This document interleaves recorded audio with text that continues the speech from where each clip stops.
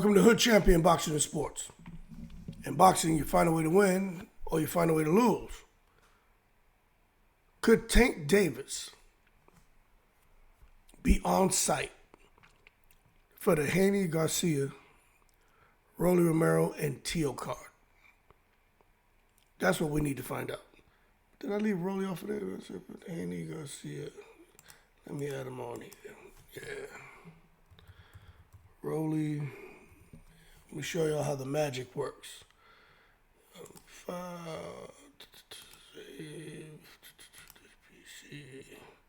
Change this to that, to that. Boom. Boom. Okay, there we go. That's the question. Is Gervonta Davis going to be on site? Now, Tank just went through a tough fight. Initially, Tank was talking about retiring. Now he's talking about hanging around the sport. About 4 more fights. And I tell you what, if the WBA is not going to, jump into action and force a rematch between Tank and Lamont Roach, then we got to think about what Tank's going to do next. And, the fact that Turki Alalshikh was in New York this past weekend, and Tank happened to be fighting in New York, I'm going to tell you, secret society's in full effect.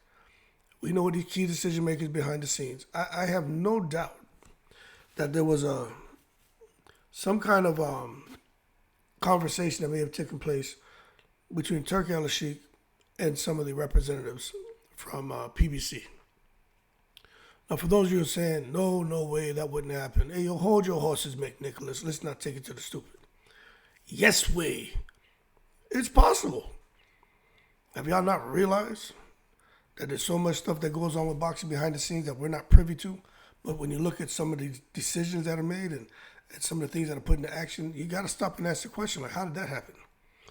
But anyway, Turki Alalshikh I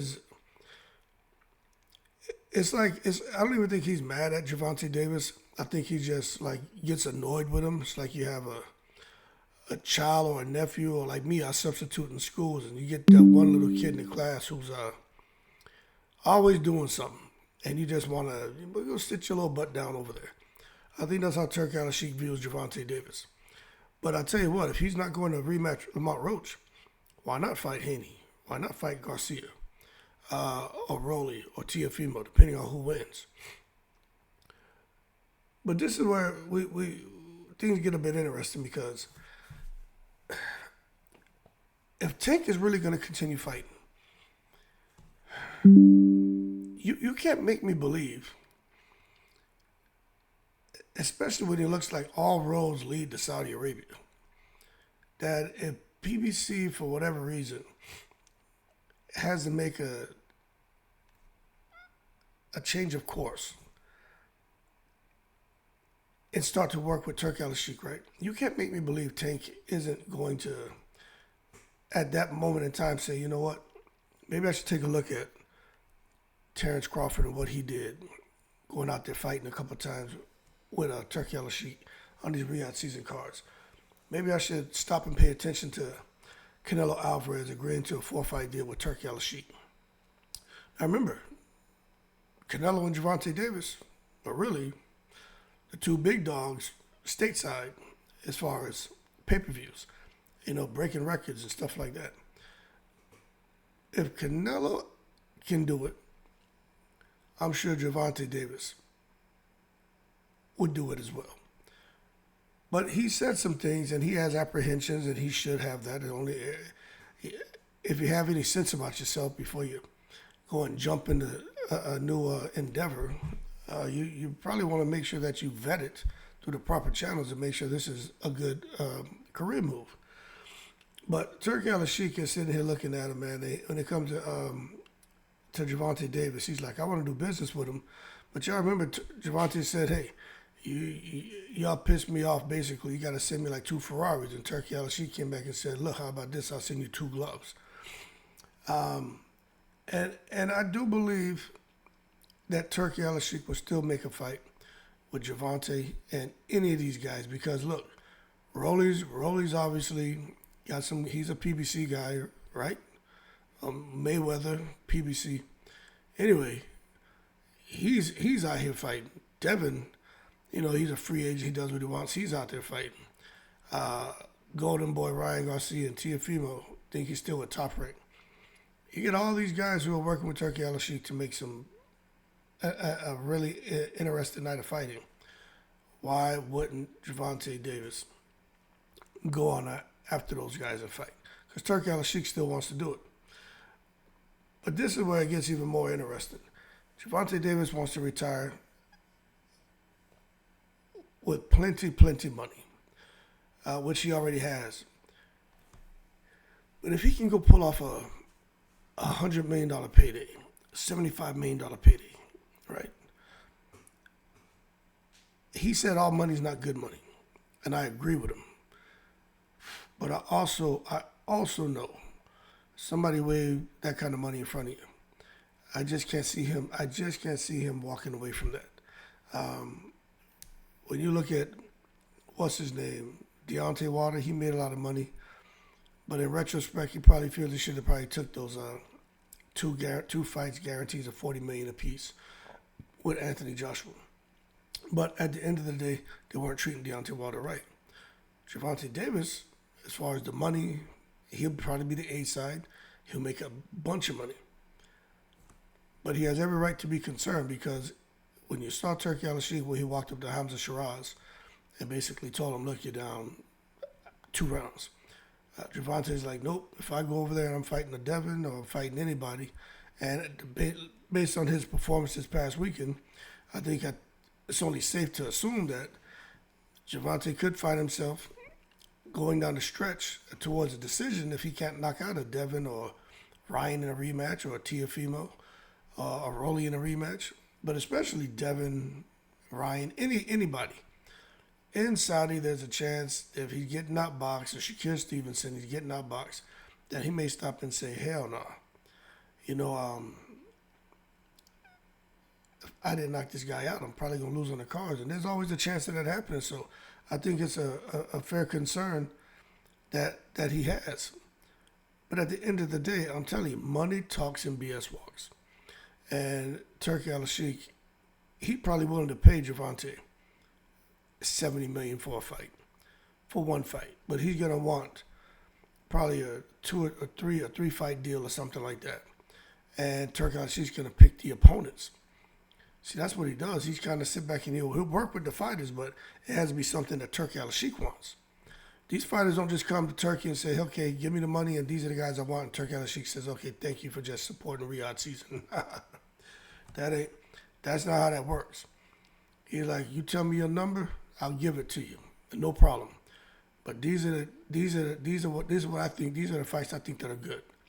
And I'm sure they probably collaborate and come up with a win-win for both sides, but you better believe it's going to be someone who Turki Alalshikh wants to see in that ring with you.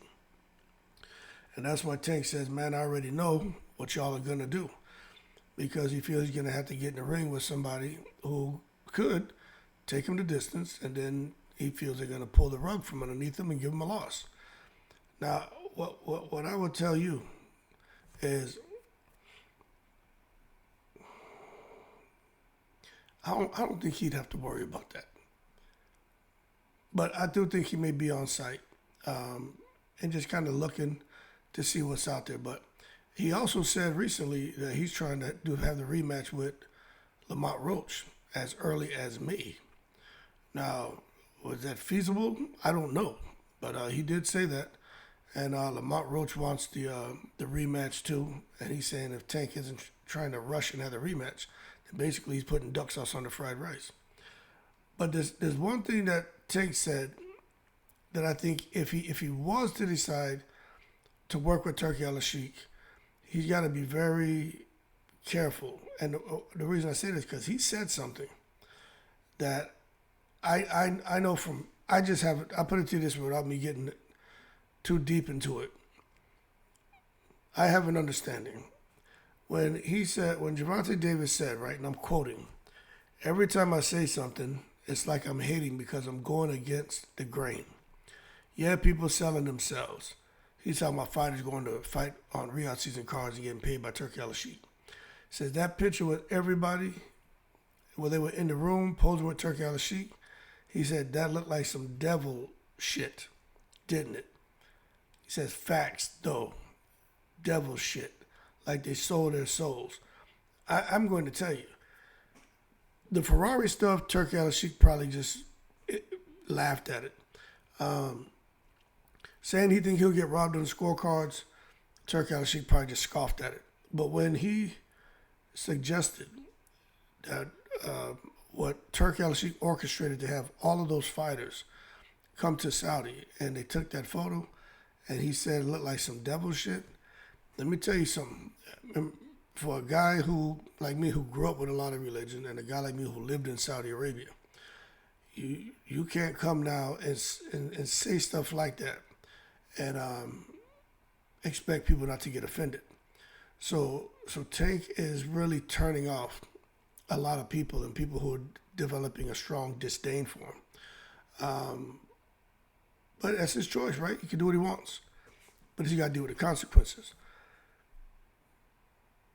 For that reason, I think he should be very careful on going out there to Saudi.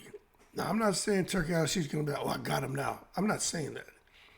But what I am saying is, you can't insult a crocodile before you cross a bridge. That's not what you want to do. And that's precisely what Gervonta Davis has done. He's insulted a man-eating crocodile who guards this bridge, and he's got to cross it. And I just think if he did attempt to cross it, there's a chance he can get to the other side. But there's also a chance that alligator could take a pound of flesh out of his ass. Let me show you something here. Ryan Garcia. He's supposed to be fighting Rolly Romero. Now, let's be real here now. Who wins between Ryan and Rolly? I just think the speed and power are going to be too much. I get it. I know Ryan and Rolly, they spar. We see the video of Rolly putting the beans on Ryan. We got to move beyond that bullshit, okay, and look at what we're dealing with present time. Present time, I just think Rolly's been through too much. He's been banged up too much. He's been knocked out. I think his punch resistance is gone. I don't like him with this coach, Salas. I think Ryan Garcia knocks him out cold. But it's going to be interesting because, Rolly can crack too. I just don't think he is going to stand a chance with Ryan Garcia. But you never know, okay? That's why I got to be fair to Rolly because Rolly could come out here and shock the world. He could. But one thing that I'm seeing that's going to be concerning for me is, you see Rolly, his reach is 68 inches. He's 5'8". Ryan Garcia's reach is 70 inches. He's 5'8.5". So reach for reach, Ryan has a slight advantage. But I just think Rolly is trying to fight and be more reactive. And that's just not going to get the job done, man. He's not the kind of fighter who's reactive. He needs to be on the front foot coming forward. Almost like how Chris Eubank Jr. was when he was with his father. Come forward aggressive. The ultimate mash-up, crash-up style of fight. But that's not him. But it's going to be a good fight. But really, if Ryan beats him, Ryan and Tank in a rematch would be something special. And especially now that Tank, and I'm going to go ahead and use the words that everyone else is using, that he's been somewhat exposed by Lamont Roach. If you can stay in front of him, have good defense, counter him, time him, then you can have some success and probably get a win. But again, Tank hasn't lost to anybody yet, so I don't want to take it to the stupid. Now, Devin Haney. I don't know what to think, man. But Devin and Ramirez, right, they're going to be fighting. And although I'm rooting for Devin, and the reason I'm rooting for Devin, because I know a lot of people tend to think, if you come out here, if you root for a fighter who happens to be, a black man, they say, oh, man, it's because he's black. That shit doesn't even cross my mind. If you root for a fighter who's not black, they say, oh, man, you over there, man, you're not supporting the brothers. And how about this, McNicholas? Hold your horses and stop taking it to the stupid. Just boxing. I want Devin to win because I don't like the fact that he fought Ryan Garcia and Ryan Garcia ended up testing positive for that Osterring. Yeah, I picked Ryan to beat Devin. Yes, I still think 10 times out of 10, Ryan beats Devin because of his speed and power. Okay? I do. But at the same time, from what we know, Ryan tested positive for that Osterring crap, and that's just not cool. It's not cool at all. So that being said, Devin fighting Ramirez, I'm gonna tell you, I think Ramirez may get him. And the reason why I think that is because Ramirez has Robert Garcia training. And you know he's gonna be more than prepared, and they're gonna step to Devin. They're not gonna sit back here and allow Devin to coochie coo him. They're gonna step to him and put the bing bings on him. And I honestly feel that some of Devin's confidence was extracted from him. And I think some of his punch resistance has been thwarted. So the idea of him getting into with Ramirez, who's going to be definitely, all gas, no brakes, I have to see how Devin performs before I can come out here and really start to champion for Devin Haney and say, no, Devin Haney should get the win. No, I'm telling you, I'm not sure. And although Ramirez is kind of an old dog, I don't care what you say, because you look at what Robert Garcia did for Marcus Maidana, where he brought him back from the dead. And the last thing Devin needs is to lose to Ramirez. But we'll see how the fight goes. But that's why I'm rooting for Devin. Now, could you imagine Devin Haney fighting Gervonta Davis now? I still got Tank by destruction, but it will be an interesting fight. Devin Haney has a 71-inch reach. He has a longer reach than Ryan Garcia, and much longer reach than Tank Davis. So he can stay behind that jab and make this fight very frustrating for Ramirez, but especially for Tank. If he was a fight Tank, he can make it very frustrating if he still has that disciplined jab and just stay behind that the whole night. Now, Teofimo and Tank. Look, I've got to be honest with you. I don't know who wins. I don't know if Tank just gets in there and tranquilizes Teo. I would predict Tank would get the victory. But to fight a guy who's so athletic as Teo and can punch from so many different angles and get in and out and the amazing things he can do in the ring that we've seen him do in the ring, I just think that would make for a very, very interesting fight. But we got to be real about Gervonta Davis fighting these guys. Look, let's be real. The best fighter doesn't always win. It's the boxer who fights the best on that night. You start out with Lamont Roach. Some people say he's a better fighter than Tank. But I know on that night, he's the fighter who boxed the best. So you got to give him credit. But with a guy as talented as Teofimo, a guy as talented as Devin, a guy as talented as Ryan, if any of them were to fight Tank, Ryan being a rematch, you just don't know how the cards are going to fall. Anything can happen. But I still got to favor Tank. I got to favor Tank. But that being said, someone pointed out, I thought it was funny, but it is what it is. We're all adults here. They said at the press conference, it's going to be awkward. They think that all hell's going to break loose because you're going to have Devin sandwiched between two racists, Ryan Garcia and Teofimo Lopez. Now, when I read that on Twitter, I started laughing because I didn't even think about that shit. I just said, damn, they're going to have all these guys doing a press conference. That's outstanding. But there are some people who are rooting for Teo to lose and Ryan to lose because they see the things that these guys have said on social media. Teo still actively being a cockahole. People want them to lose because of that. But there are some people who are looking at Devin Haney and when he said, I'll never lose to a white boy and stuff like that, and they don't like it. People still bring up Terrence Crawford. He's fighting Canelo. And they say, Crawford said at one point, but Jose Benavidez Jr., he knocked the burritos out his ass. So when people start talking about that, it's a fair conversation. So they don't even want to talk about skill for skill and pros and cons. They don't want to do a strength, weaknesses, opportunity, threat type analysis. They just look at what these fighters have said. They get emotionally charged up, and then they say, I want so and so to win. I want so and so to lose. But for me, Tank being on site, working with Turki Alalshikh, you just never know. However, if you ask me the direction things are going to go, right now, I think Tank is going towards the rematch with Roach. But you just never know. And I'm going to leave it as that. You don't know what Tank is going to do, what Al Hammond may want him to do. You just don't know what Turki Alalshikh may have planned for. We know Devin and Ryan's supposed to fight if they both win theirs. But you just don't know. If all of a sudden Tank rears his head, you know Turki Alalshikh will make a change last minute. But man, things could get real interesting real fast. But hopefully he will be on site, like I'm hearing he may be on site to watch the fights. And just more to come.